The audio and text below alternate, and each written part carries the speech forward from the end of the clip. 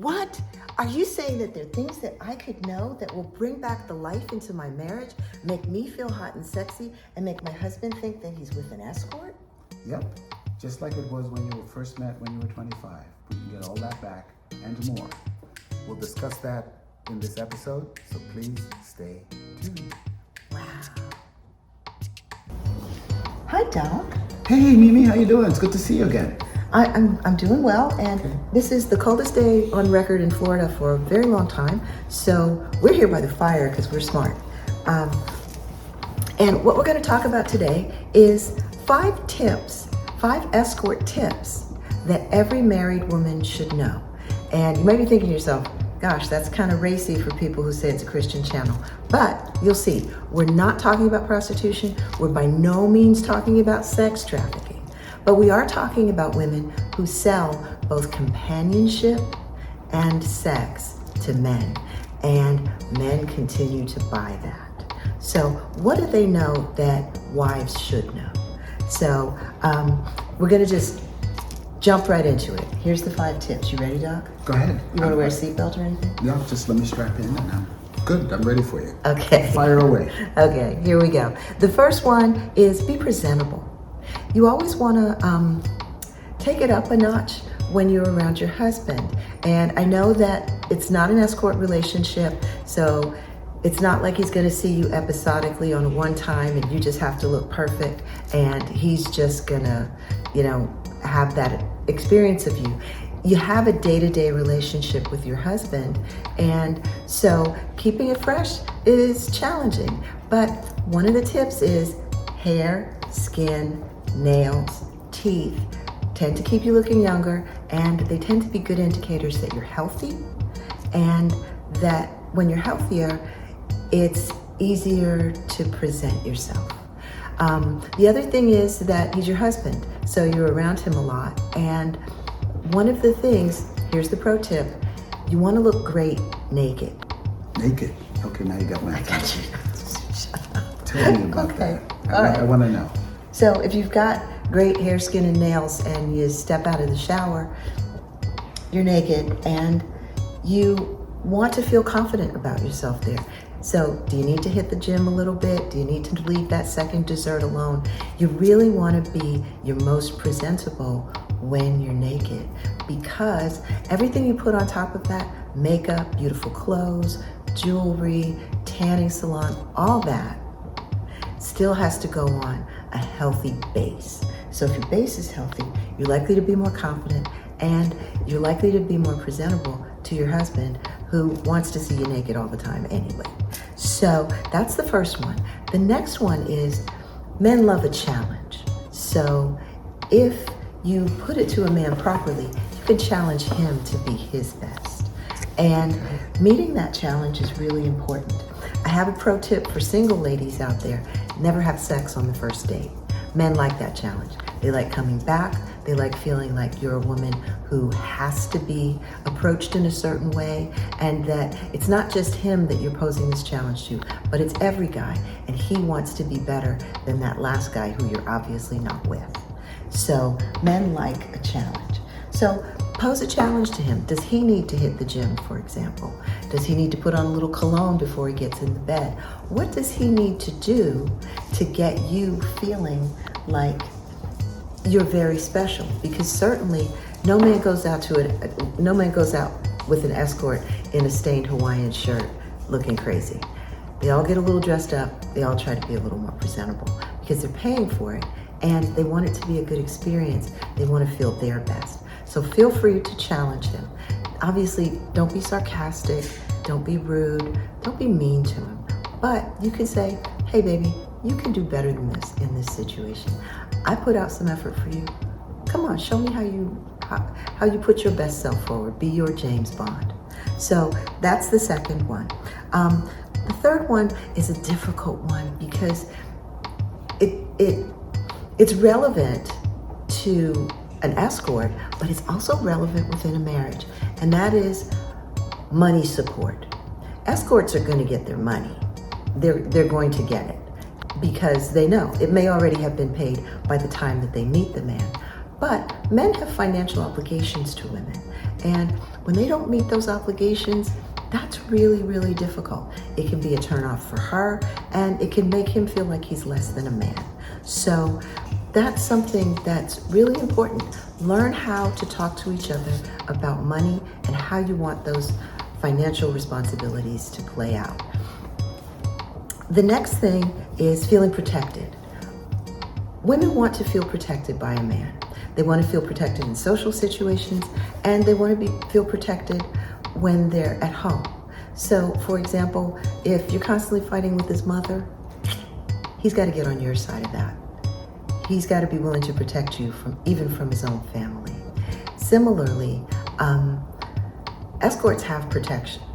A man's not just gonna go and do anything with an escort. She's got people backing her up and making sure that she's treated well when she's having that experience. So the man has a role in providing you with protection and keeping your relationship safe from other people, even other women, if necessary. So the final one is the most important one, and this is where I'm going to turn it over to you, Dr. Hoyte, is you do ultimately have to be available. You have to want sex with him, you have to think he's sexy, and you have to be willing to do that on a regular basis in a way that communicates your desire to him and allows him to communicate his desire to you. So a lot of women in the course of the marriage lose that desire. They lose that. He just gets less cute, do you know what I mean? Yeah, start looking ugly. Yeah. We've heard that a lot in our practice. Yeah. Sure. Yeah. So why don't you take that over and explain to us why that happens to women, and give us some idea of how women might get that back. So what we talked about earlier was the fact that there's these things that you can do to have the secrets of an escort, and we talked about how great it was to look and feel, to look naked. And now you're saying, but wait, you're saying, wait a minute, I want him touching me. What's that about? I used to want him touching me and I couldn't wait to rip my clothes off when I was 25. And now I'm 35, 40-ish. He's looking at me funny and I'm like, no, I got a headache, sweetie. And if he agrees with you to never have intercourse and be celibate for the rest of your life, you're like, yep, I'm down with that. We'll take care of all the other stuff, but the sex part, yeah, I don't need it. What changed? What happened between age 25, when you thought I was the hottest thing in wherever, and you like looking good naked, to now where I don't even want you to touch me? Yeah, what happened? And so the short answer to that, the hook, if you will, is your hormones went south on you. Your body kind of stopped treating you with the respect you got treated out when you were 25. Here's what. At 25, you got lots of raging hormones. They're not quite as raging as teenage hormones, but the hormones are such that they give you that thirst for life. They give you libido. They give you the ability to multitask. They build muscle mass. They make your vagina soft. All of those things are true, but for the purpose of this thing, this discussion, your libido. What's libido? I hear the word all the time. Okay, so libido, okay, how do I say? Libido is that sense of that willingness to want to be sexually active, that desire, that push, that urge to want to have sex with somebody you really like or care about. Okay. That's libido. Okay. When it's high, you could do it anytime, drop of a hat, anytime, anywhere, any place. When the libido is low, then you're like, why am I doing this? I don't really want to do this. I'm tired. There are more important things for me to do. I gotta fix the kids' dinner. I gotta do this. I gotta do that. I got a headache, etc. So libido matters in terms of maintaining the bond that you need in order to keep your life rocking sexually in your 40s and 50s. Libido is all that. There's some other things that are governed by hormones because it's all hormone-based. It's biology. It's not politics. There's some other things that libido is also associated with is no brain fog and multitasking and some other things that we'll talk about, I guess, in a future podcast. Yes. But these things are all governed by your body's hormones. And there are two big ones that matter for us in terms of intimacy, sexuality, and couples' well-being. Those two big ones are testosterone and estrogen. Now, we think of estrogen as the female hormone. Mm-hmm. It just so happens that women have more estrogen than men, but we both have estrogen. Okay. The other so men have estrogen? So small amounts. Okay. Because estrogen does some really cool things that men also need that we can talk about it another time. The other big hormone is called testosterone. We call that the male hormone. Uh-huh. But men have much more than women do, but women also have that hormone. And it turns out in women, that hormone drives libido. So when you've got good testosterone levels in your 20s and so forth, that is what drives your sexual desire, your libido, if you will. Okay. The other thing to be mindful of with estrogen is that it also plays a role in your willingness to want to pursue intercourse, because you could have all the libido in the world. If it's hurt when you try to have sex or get busy, you don't want to do it. Estrogen controls the vagina in a way that makes it not hurt when you have intercourse. And we can talk about that. Okay. As you leave your 20s and move into your early 30s and mid 30s, the levels of the hormones estrogen and testosterone start falling. First they fluctuate and then they start dropping. When estrogen levels drop, one of the big things that happens is the vagina starts drying out. When the vagina starts drying out, it becomes kind of scrapey. When you have intercourse, it starts being first uncomfortable, and then it quite frankly starts hurting later in the game. So if the vagina is hurting, you don't really want to be having something big up in there. That's part one. Yeah. Part two, when your testosterone levels start dropping, your desire for intercourse, your receptivity, your availability to have sex also falls down. And if you now have decreased libido and it hurts, tell me how interested you are in doing sex.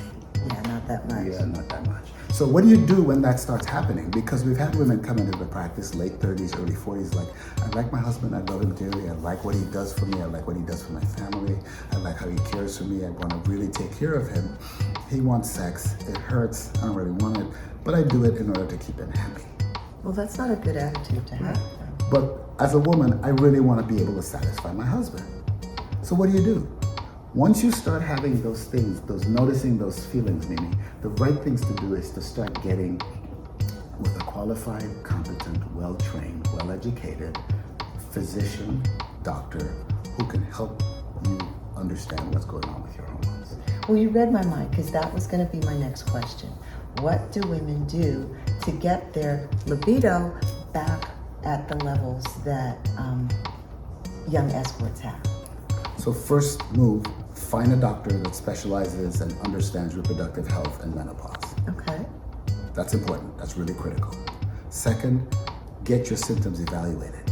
Because remember, outside of things like coercion and sex trafficking and sexual assault and all those things, we're not talking about that. We're talking about you in a relationship that's safe, that's secure, that you're not with a narcissist or a psychopath or somebody's trying to kill you.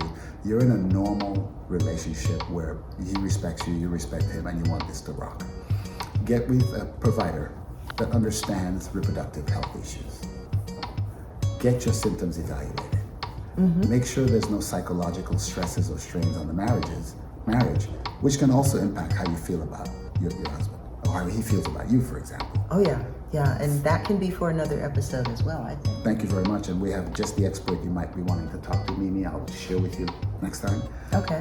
Once we've ruled out all of the ancillary issues that could be at the root of your lack of desired intercourse, your doctor professional, these are usually gynecologists or specially trained urologists, people called urogynecologist. Sometimes menopause specialists can do it. We can start looking at physical examination, ruling out other things that can be the cause of the low libido. And then once we rule those things out, we can start zeroing in on the core things. One is, why does my vagina hurt when I have sex? That has to do with estrogen levels. We can look at that. The second thing is, why don't I have the desire? We can start with the questionnaire, we can look at your symptoms, and then we can check your blood levels of testosterone, of estradiol, of some other things that can be relevant, like your thyroid hormone and so forth. And what we usually end up with, most of the patients in our practice end up having very low testosterone levels and very low estradiol levels. In that setting, when those hormones are low, we can start looking at how to replace them. And it turns out, you can replace the hormones that your body used to make in your teens, 20s, early 30s with exactly the same biochemical molecules that used to power your life back in your 20s and 30s. We call them affectionately bioidentical hormones, but what we mean is that exactly the same chemical structure of the molecule for the testosterone, for the estradiol, that used to power you before, we can replace that. And we can talk about that. Well, that sounds amazing. So I think that we have a pretty complete set of answers for some of our questions, but definitely leave a question in the comments if you do. We'll try and get to all the questions that we can. So please leave a question in the comments, like and subscribe, and thank you for watching So Mimi and Doc let me Talks. basically also say that this is not a DIY activity. This is not a do-it-yourself. Do not go online and start researching testosterone and estradiol and replacing it. Find a qualified doctor who knows about menopause, menopause treatment, reproductive health, who's able to identify all of the ancillary peripheral issues that can contribute to the symptoms that you're having before you start getting treated. Okay.